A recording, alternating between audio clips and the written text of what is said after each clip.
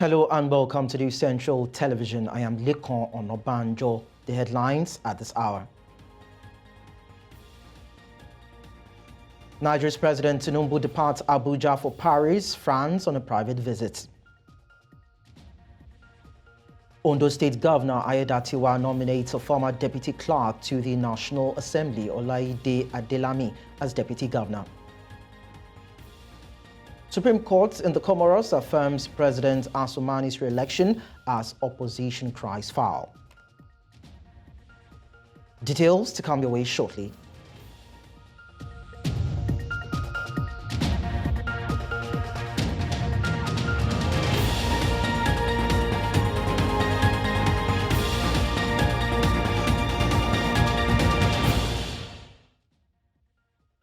We begin the news at this hour in West Africa, where President Bola Tinubu on Wednesday departed Abuja for Paris in France on a private visit. Special advisor to the president on media, Ajuri Galale, made this known in a statement, saying the president will return to the country in the first week of February 2024. On Tuesday night, Tinubu held a bilateral meeting with the American Secretary of State, Antony Blinken, at the presidential villa. On June 20, 2023, 3 weeks after assuming office, the Nigerian leader opened his foreign schedule in the city he has last visited as president-elect, Paris, the French capital. In the meantime, several youths from across the 36 states of Nigeria have been trained on methods of effective oversight using the global I Follow the Money model as part of measures to improve transparency and accountability in the country. This was during the capacity building and training session in Nigeria's capital, Abuja, which also saw the launch of the Project Trust, an initiative to build trust between government and citizens. Amadin Uyi reports. In attendance were participants selected as part of a capacity building training on the globally acclaimed I Follow the Money model, which seeks to promote transparency and accountability at subnational levels of government in the country. The training also saw the launch of the Project Trust, an initiative to improve trust between government and citizens. Today, Connected Development has brought representatives from the 6 geopolitical zone in Nigeria for a retreat to build their capacity for the next 2 days, because we're starting a new project called Project Trust. We believe that from the aftermath of the campaigns and elections, we must deepen trust in our society, because the most important ingredient of every democratic society is trust. The participants were called from across the 36 states of the Federation and aims to help the public build trust. This project would help to build back public trust, galvanize public interest in ensuring better service delivery across grassroots communities in Nigeria. So we've selected people from community-based organizations, civil society organizations, and faith-based organizations that would champion Project Trust across their states and across their region. The 6 states that we brought here today are representing different community of lives, different walks of life. Both the CDCs, media, all of them are present to see how they can build a community of practice that would ensure that citizens are part of governance processes. Some of the participants highlighted their key takeaways from the training. We learned that we must build a trust between the government and the citizens for them to be able to understand what this government is doing, to demand accountability, because where there is no trust between the government and citizen, there is no accountability and there is no transparency in the process. We've learned that it is good for the government to be inclusive and not to leave any part of the citizens behind. For us to ensure that everybody is included in our government, that public facilities are open for persons with disability. The project also aims at galvanizing civil society organizations and community-based organizations through the formation of a community of practice in the 6 states of Kwara, Anambra, Bayelsa, Jigawa, Yobe, and Osun. In Abuja for News Central, I am Amadin Uyi. Federal High Court in Nigeria's capital, Abuja, has approved the creation of another association for Nigerian lawyers different from the existing Nigerian Bar Association. Justice Gladys Olotu, in a judgment, ordered the Corporate Affairs Commission to register any of the names suggested by the promoters of the new association. The names put forward by those behind the new group are, in quotes, the Nigerian Law Society, Nigerian Bar Society, Nigerian Lawyers Society, and the Association of Legal Practitioners of Nigeria. Justice Olotu, in the judgments given, faulted the refusal of the CAC to register any of the names when they were earlier presented to it by those behind the new body. Since 1933, when it was founded, the NBA has remained the sole professional body for legal practitioners in the country. Joining me on the news to discuss this further is our constitutional lawyer and public affairs analyst, Kabir Akinbulu. Thank you so much for joining us on the news.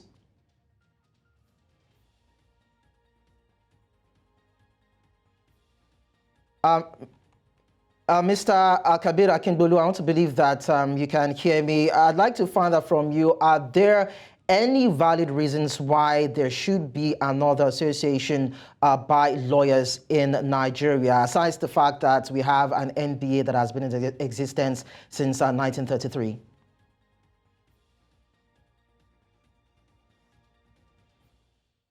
So I guess we'll have to revisit this particular discussion and see how we can bring Kabir Akinbulu on the news to talk more about this. But in the meantime, let's tell you that Justice Inyang Ikwo of the Federal High Court in Abuja has granted bail to the immediate past governor of Anambra State, Willie Obiano. He ordered that the former governor in the southeastern Nigerian state should be restricted to the court's jurisdiction. He ordered the Economic and Financial Crimes Commission to deposit the defendant's travel documents with the court registrar. ECO then ordered the registrar to notify the Nigerian Immigration Service of the development. The prosecution counsel, Sylvanus Tahir, had prayed the court to remand the former governor. He subsequently adjourned the case till March 4, 5, 6, and 7 for continuation of trial. Directors have landed properties within the Federal Capital Territory, Abuja. Then his passport, international passport, travel document was seized and was with the commission. Anytime he had reason to travel, he will apply and it will be given to him.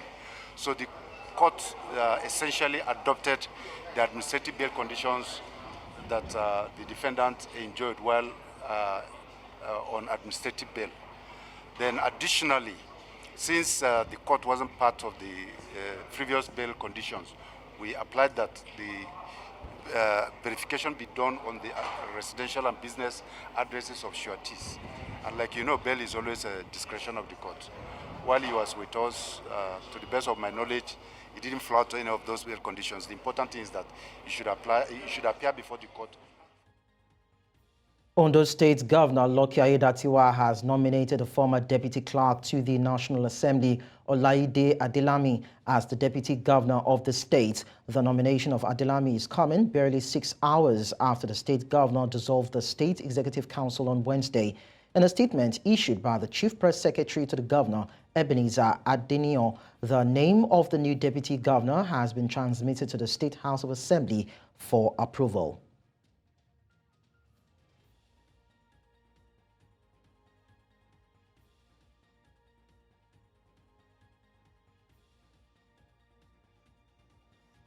Earlier on, we told you about a new set of body of lawyers that have come together to form another association, and different names have been given. And to give more insight into this, I'm being joined by constitutional lawyer and public affairs analyst Kabir Akinbulu. Can you hear me now? Very well.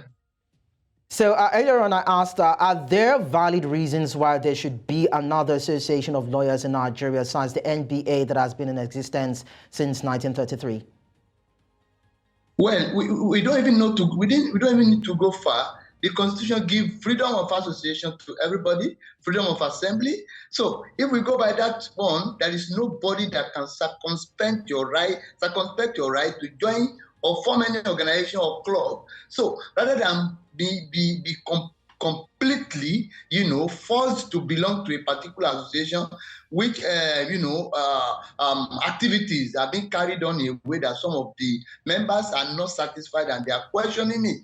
But because there has been no rival body, it has become very serious over the years, very difficult for people to belong to any other association other than Nigerian Bar Association. So immediately you are called to the bar, whether you like it or not, you are totally a member, automatically a member of Nigerian Bar Association. So I think it's a welcome development. The more the merrier. And maybe this one will put the parent body, the former sole Nigerian Bar Association, to be up and doing and to up their games, because I know there have been a lot of allegations of improprieties against the past leaders. I'm not talking about the present one. So maybe with the formation of this one, maybe they can sit tight, because even the annual general conference which they organize, the amount of money, the humongous amount of money members pay, is not justifiable. At the end of the day, most of them will not even get conference material. These have been the complaint for more than a decade now, and it has not been rectified. So maybe by this one, they can now sit tight and see, it's not anymore they belong to us, they can join another organization. That will make them to be serious. Aside financial impropriety, there have been speculations that the current judicial system has lost its pedigree and value in the eye of the public. Could this have been another reason why a crop of lawyers within the system are seeking to create another body to chart a new course for the judiciary? Yes, it could be a good reason, because you see, these days, you see some of our, judges giving conflicting decisions. The latest of it is the one in Rivers State, where courts of coordinate jurisdictions are giving, all sorts of conflicting decisions on the same subject matter at the same time by the same party. This is not good for our democracy. And if we must develop as a nation, our judiciary must stand tall, and it must be something to write home about. So as it is today, I think the NBA has not been doing enough to put the judiciary on track or to do the right thing. They are afraid to talk. It has not been like that in the days of Akabashonu and the former NBA leaders. But these days, we have leaders who cannot talk. We have leaders who bend the rules. We have leaders of NBA who kowtow to the dictates of the powers that be. And it is not supposed to be so.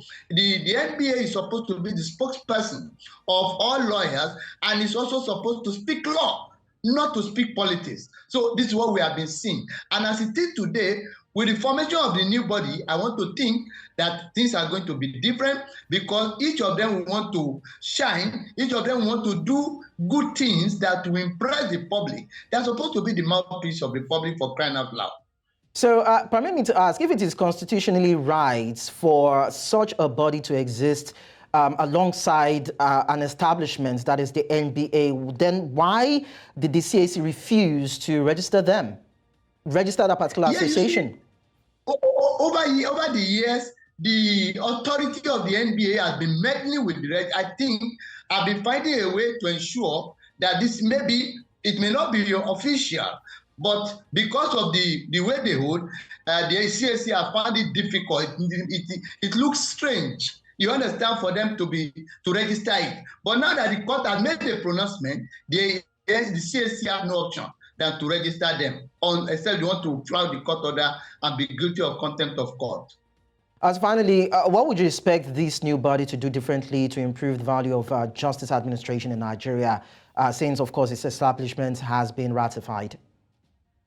Yes, I will expect the new NBA to shun corruption. I will expect the new lawyers body to shun corruption. I will expect the new lawyers body to do things differently, to speak truth to the power that be. I will expect the new lawyers body to ensure that rule of law is sacrosanct, and that they have no fear for speaking the truth, for telling the truth always. And they should also ensure that judges who are found wanting in the discharge of their judicial responsibility or duties are properly, dealt with, or they are made to go through the normal procedure of discipline, which is through the NJC. If they do this, in fact, people will be singing their praises, and as time goes on, they may have more members than the Nigeria Bar Association, which should to be the only body hitherto. Interesting. Kabira Kimbulu, thank you so much for talking to us. It's a pleasure. Thank you. You're watching News Now. There is more to come. Do stay with us. We'll be right back.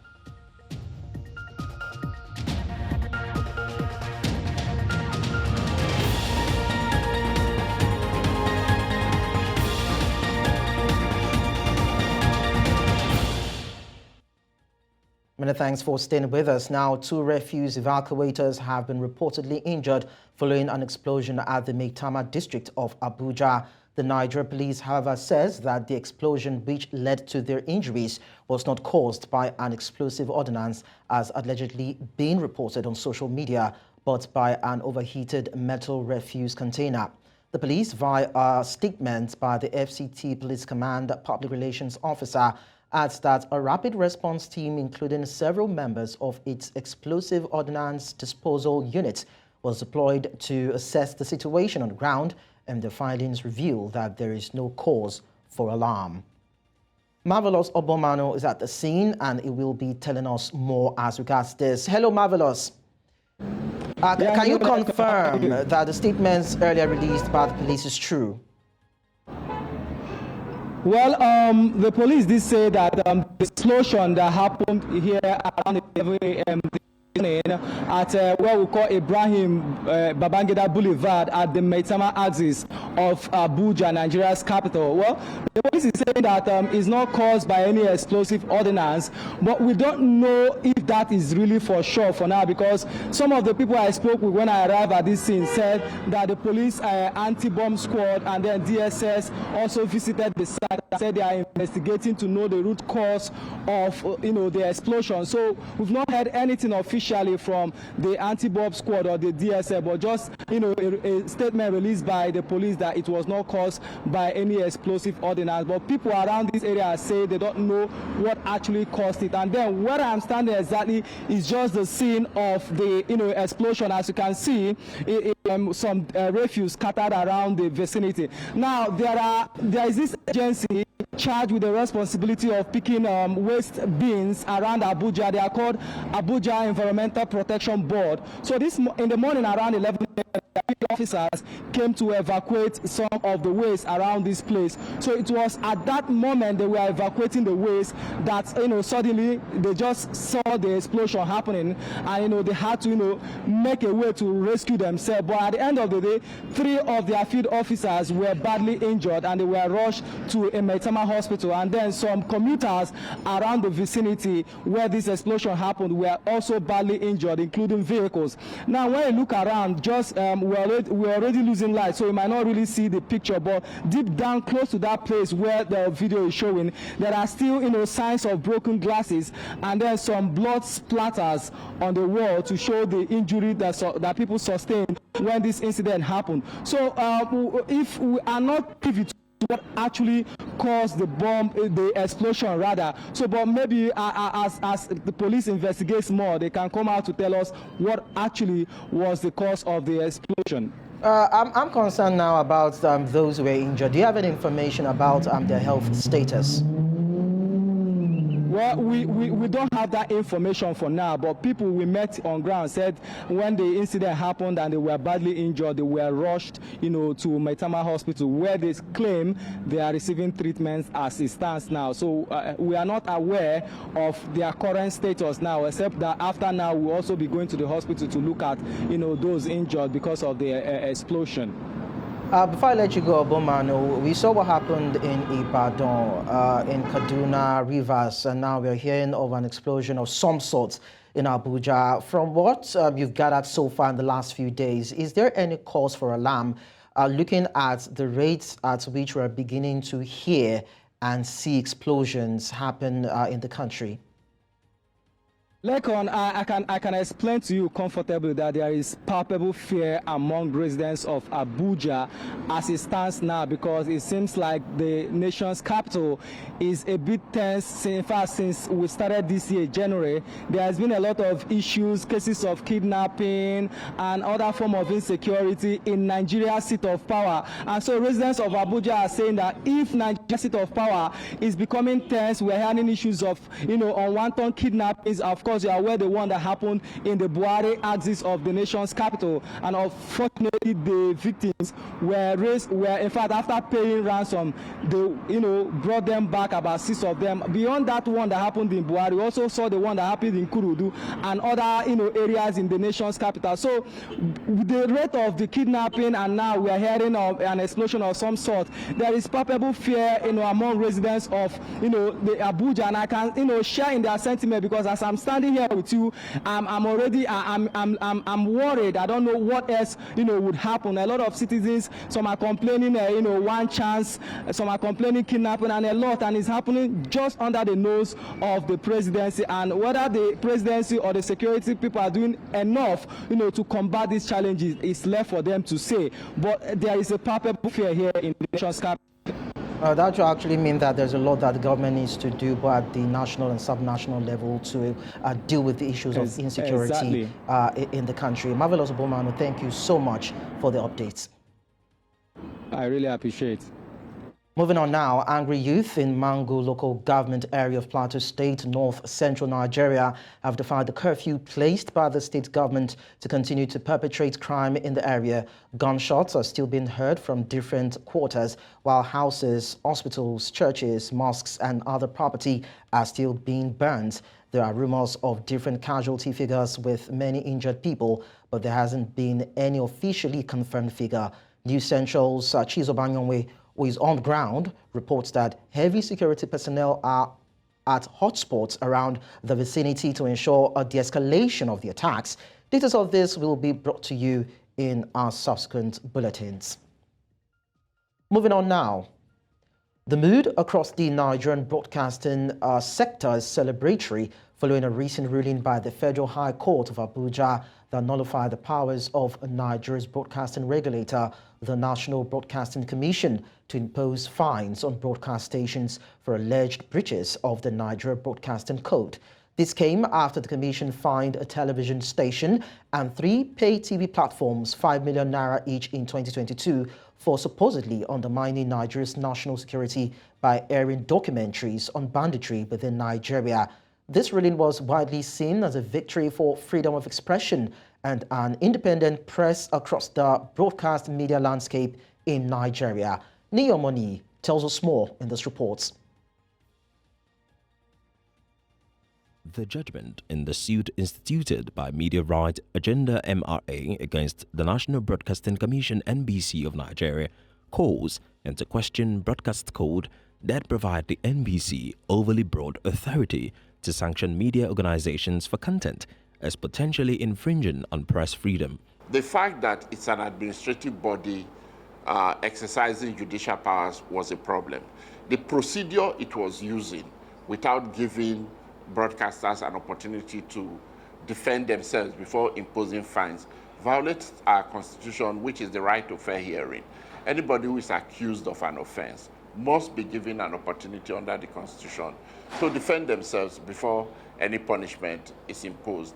Moving forward, media professionals indicate Nigeria needs a regulatory framework that promotes press freedom while reasonable balancing ethical and legal considerations. The first thing that NBC is required to do is to stand alone, be more independent, take it out of the Ministry of Information and let it be an agency on its own. And then we need to look at how to amend the bill to reflect current times. It was not a law made to operate in a democratic environment. Now that we're in a democratic environment and the courts have laid out this guidance, I think the proper thing would be for NBC to bring together media stakeholders and fashion out a regulatory approach. In the long run, diversifying the media ownership beyond a small number of conglomerates could strengthen the industry by bolstering press freedom. We cannot pretend that there is no ownership, interference, or influence in these media houses. Well, this is why you have those that are owned by non-politicians as well as those that are owned by politicians.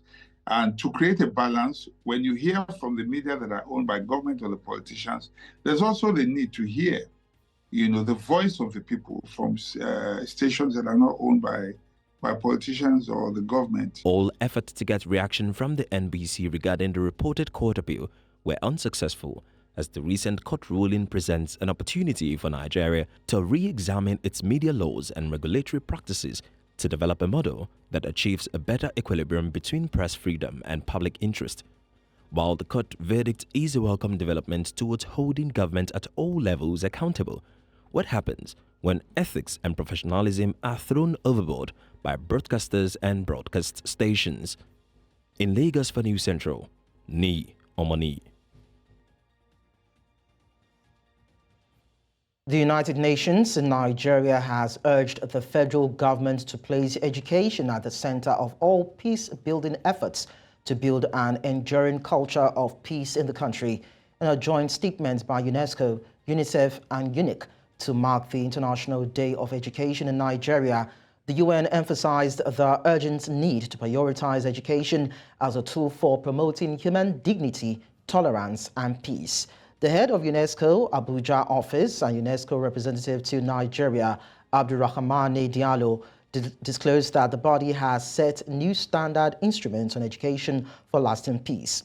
UNICEF Nigeria country representative Christian Munduate noted that while Nigeria has shown a commitment to creating safe school environments through endorsing the Safe Schools Declaration and developing the minimum standards for safe schools, there is room for further progress. Joining me on the news to discuss more on the importance of the day is Ogenerume Juliana. She is an ambassador of Not Too Young to Lead initiative. Thank you so much for talking to us on the news. Me? Yes, the pleasure having you around, Juliana. So let's just quickly get into it. So why is it that governments, not only in Nigeria, have not really invested enough or adequately into education in their various countries? What are the issues? Okay, you should be having a statistic for you to say they've not invested enough. I would think that they've done fairly well in investing in education. So for you to say they've not invested enough, I think you should have your own statistics to be able to confidently say that. But I think one of the reasons, one of the setbacks we've had that has made them not to invest so much in education is because some of these people we give leaders, they don't see the importance of education. If you check, most of them, they are still struggling to find their certificates, and you expect someone without certificates to tell you how important education is. The person will do poorly. I think that's one of the major reasons too. Now, just to let you understand, according to reports, 4 years now, Nigeria's allocation to the education sector is set to be below the benchmark. In 2023, I'm just letting you understand, in 2023, 1.79 trillion naira was expended. That's about just 8.2% allocated to the education sector. And a lot of stakeholders have said that has not been enough. But then, let's move on. Aside allocation to the education sector, what are the other challenges that you see that is impacting negatively the quality of education in Nigeria and making it hard for Nigerian children to access quality education? Okay, for access, one of the things, okay, before we talk about what is making them not to have access to this education, I think one thing we've not done very well in Nigeria is our curriculum, what we teach these children. You know, today when we were celebrating this International Day of Education, I got to understand that our curriculum is not enough. The things we teach is not enough. We've followed a particular style for a very long time, and I think we should look into making our curriculum elaborate. It should be all-encompassing. It should have other things like behavioral patterns, attitudes, values. All these things will help our educational system. Then to say they don't have enough access, I think Though I have to commend some states, they are trying, but I think other states, they've not made this education affordable for the common man. You know, they'll tell you it's free education, but if for someone that has walked around a lot of schools, you notice it's not actually free. And if you check our society these days, people are living the benchmark. People are very poor. We have very poor people around. So how do they afford this not too cheap education that we have around? I think that's one of the reasons why they don't have access. Then we also have teachers that are not coming to school. So some of these students, they don't see the need to go on. Then there is this slang now that has taken over Nigerian space. School is a scam. People don't see the need for education. I think these are one or two of the reasons why you see that our educations, we are not doing so well in education in Nigeria. Well, in some states, it's said to be expensive when it comes to accessing education. And in some other states, there are no form of education at all. And that's why you have a large number of out-of-school children in some certain states without having to mention the region. You've also mentioned the orientation that people have, that education is not really necessary in this time and age. How do we now begin to change those narratives? How do we begin to channel conversation to make people see reason why they need to invest in education and bring about parity across the regions in Nigeria? It starts with people like you. Your channel now is talking about it. If everybody gets to talk about the importance of education, now for them to even have reasons to talk about, we need to create platforms for those that have acquired this education.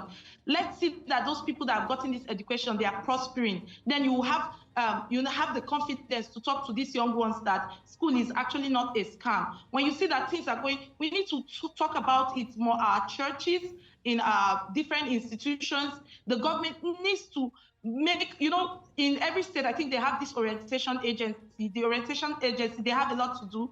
They need to start changing this orientation. I'm expecting to see a lot of campaign from organizations, from the government agencies, talking about the importance of education, because if we just keep it at that and waiting for things to change, I don't see changes anytime from now. So we need to be intentional. I think that's the word. We need to be intentional. We should start talking about these things everywhere and anytime. Juliana, thank you so much for sharing your thoughts with us. Thank you very much for having me. It's a pleasure. Coming up on the news, Tanzania opposition protests against electoral reforms. We will bring you details of this and other stories in a short while. Don't go away.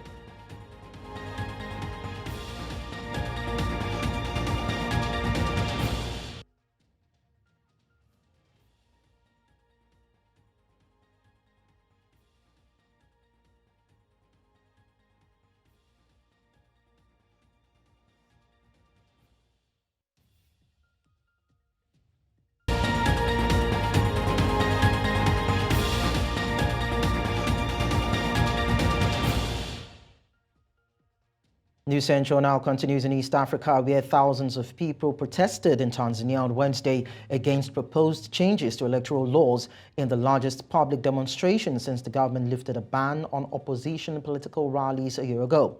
Tanzania's main opposition party, Chadema, organized a rally in the main city of Dar es Salaam as lawmakers prepare to debate next month a raft of contentious electoral reforms proposed by the government. Tanzania is scheduled to hold its first presidential election in 2025 since the death of John Magufuli in 2021 led to his deputy Samia Suluhu Hassan becoming president. Chadema leader Freeman Mbowe said the proposals did not address concerns over the last election in 2020, which Magufuli won in a landslide despite opposition claims of fraud. We also tell you that the Comoros Supreme Court has confirmed the re-election of President Azali Assoumani, whose victory in a disputed vote last week was followed by deadly protests. President of the court's Constitutional and Electoral Section, Rafiq Mohammed, says Assoumani won with 57.2% of the votes, revising the victor's previous score downwards slightly, while greatly boosting a strangely low turnout figure. Opposition leaders rejected the results, describing the vote as fraudulent, but the court dismissed as inadmissible lawsuits seeking its annulment. Last week, after the vote, the Comoros capital, Moroni, was paralyzed by 2 days of running street battles between stone-throwing youths and armed soldiers. Medics say at least one person was fatally wounded.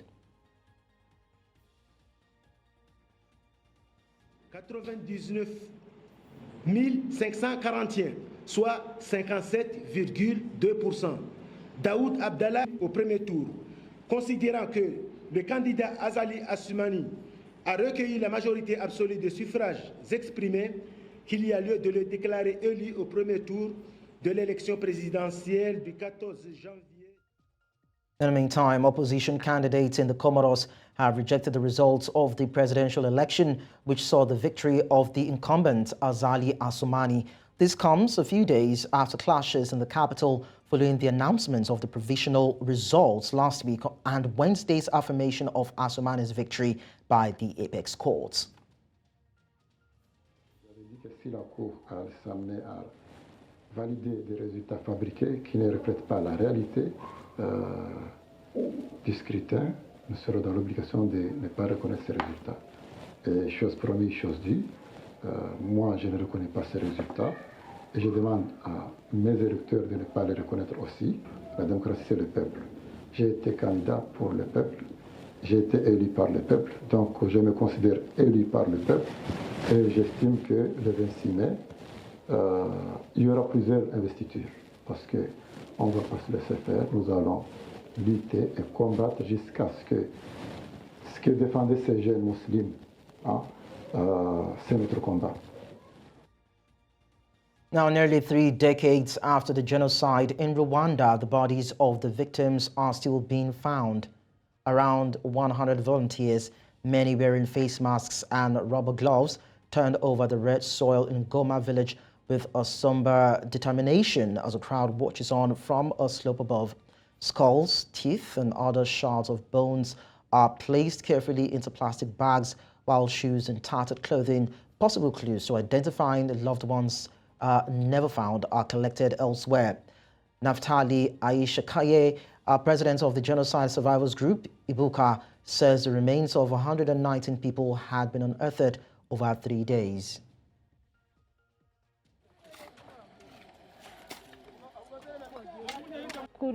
Twagerageje gusa kuganiriza abantu tubabwira tuti twebwe ibyabaye byarabaye ko umuntu uza ahantu umuntu yaba ari natubwire tujye dukura abantu mu mirima yanyu mwe kubahingiraho ariko birabaje imyaka 30 kubona tugisanga hari abantu bubakiweho amazu biradukomeretsa bikadusubiza hasi. Umwana icyo gihe wari uruhinja bafite imyaka 30 umwereka ngo dore umubyeyi wawe sogokuru wawe dore aho tumukuye muri toilette y'umuntu n'ibintu bishinyagura. Imirambo myinshi hano ni ugusubiza abantu inyuma kuko batigeze batubwiza ukuri y'ibyo bakoze kandi turi kumwe nabo, ntabwo bigeze bagaragaza ukuri ibi bintu byakoze. Aha hose ubona bagenda batabura abantu ni ukugenda abantu bahiga nkaho urabona bahashenye inzu barabubakiye hejuru kandi babizi. Ni ikintu gisubiza abantu inyuma. Au premier coup 39 corps et pour le moment on a encore d'autres informations. La raison pour laquelle on a commencé à chercher encore des corps enterrés sous la maison et la toilette d'après les informations déjà données par. Let's also tell you that the M23 rebel group has appointed its own administration in areas under its control in the Eastern Democratic Republic of Congo, sparking concerns that it plans to form a separate state. M23 political leader Bertrand Bisimwa, in a statement, said the group had appointed an administration in North Kivu's Rushuru territory. He added that leaders from the towns of Kiwanja, Rubare, and Bunagane towns, also in North Kivu, had been appointed as well. The rebels control a big chunk of Rushuru and Masisi, 2 of the 5 territories that constitute North Kivu province and are about 35 kilometers west of the provincial capital, Goma.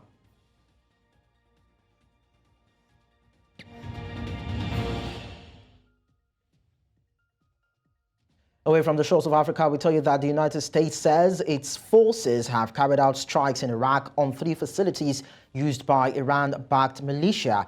Defense Secretary Lloyd Austin said The proportionate strikes targeted Kataib, Hezbollah militia group, and other Iran-affiliated groups. He said the precision strikes were in direct response to attacks against U.S. and coalition allies in Iraq and Syria. A senior Iraqi official said they were a flagrant violation of Iraq's sovereignty. Iraq's National Security Advisor, Qasim al-Haraji, added that the U.S. strikes did not help bring calm. Writing on X, formerly known as Twitter, he said the U.S. should pile on pressure for a halt to the Israeli offensive in Gaza rather than targeting and bombing the bases of an Iraqi national body. Elsewhere, French government spokesperson Prisca Thévenot says blockades are taking place and there is no intention of stopping the expression of protest by farmers.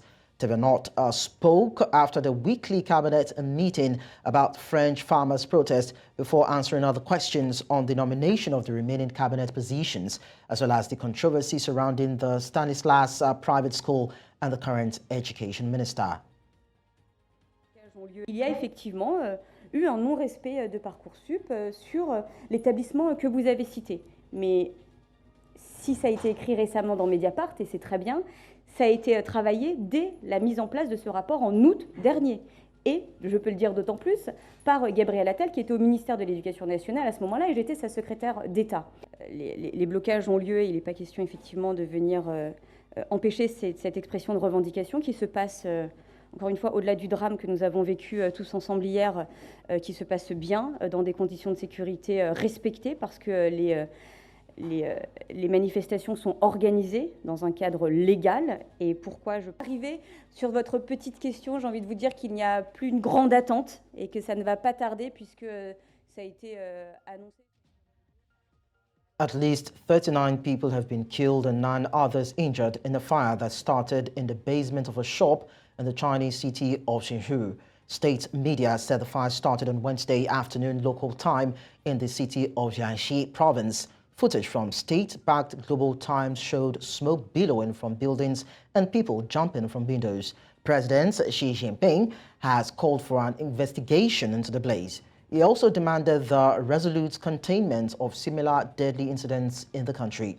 This comes days after 13 children died when the fire broke out in a school dormitory in the central Henan province.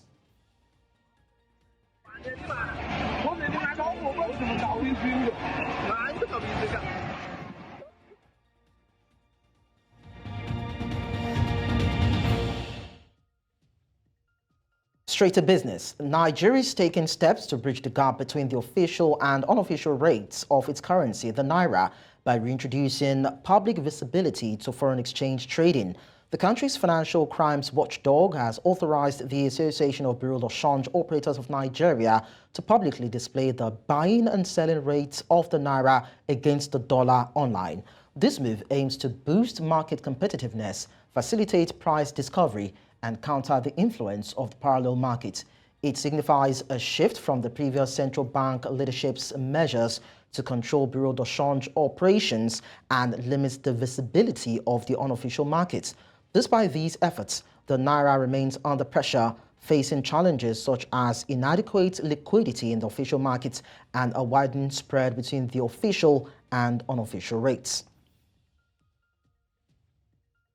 Mozambique has granted an extended contract to DP World Limited, GSC-listed Grindrod Limited, and other operators of its largest port, paving the way for a $2 billion, that's approximately 38 billion rand of expansion project that will further divert shipments from the alien trade infrastructure of neighboring South Africa.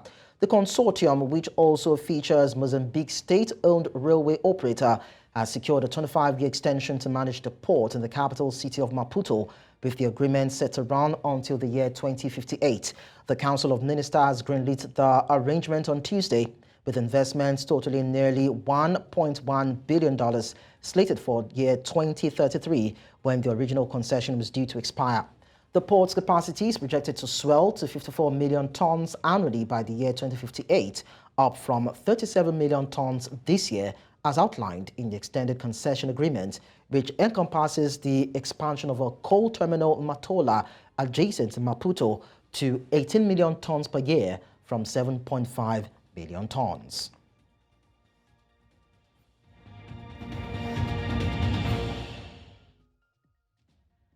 In sports, Africa Cup of Nations hosts Ivory Coast fired coach Jean-Louis Gasset on Wednesday after their humiliating loss to Equatorial Guinea, which left them unsure of whether they will qualify for the next round. The federation confirmed that Emas Faye, who played for Reading in the Premier League during his career, will take over for the rest of the tournament should they qualify.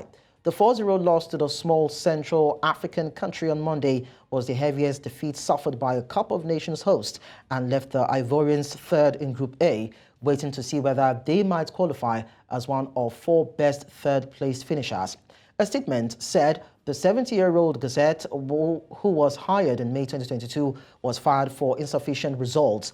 Ivory Coast will now know their fate later on Wednesday when the last group matches are completed. Elsewhere, UEFA President Alexander Seferin maintains that UEFA's stance on Manchester City violating financial fair play rules was correct. In February 2020, City faced a 2-season Champions League ban and a €30 million fine for serious breaches in misleading the UEFA. However, in July 2020, the Court of Arbitration of Sport overturned the suspension and reduced the fine to €10 million. In February 2023, the Premier League charged City with 115 alleged breaches of financial rules over 9 seasons. The club, which won the league 3 times during that period, denies any wrongdoing. A hearing date for the Premier League charges is yet to be specified.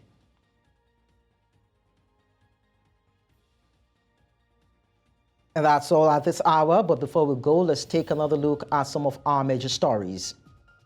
Nigeria's President Tinubu has departed Abuja for Paris, France, on a private visit. Ondo State Governor Aiyedatiwa has nominated a former Deputy Clerk to the National Assembly, Olayide Adelami, as Deputy Governor. And finally, we told you that the Supreme Court in the Comoros has affirmed President Asumani's re-election as opposition cry foul. Don't forget to send your eyewitness report to the WhatsApp number and email on your screen. And while you do that, do follow us on social media. We are at News Central TV. You can also watch News Central live on DSTV, channel 422, Star Times, channel 274, Avo TV, and YouTube. Many thanks for watching. I am Lekon Onobanjo.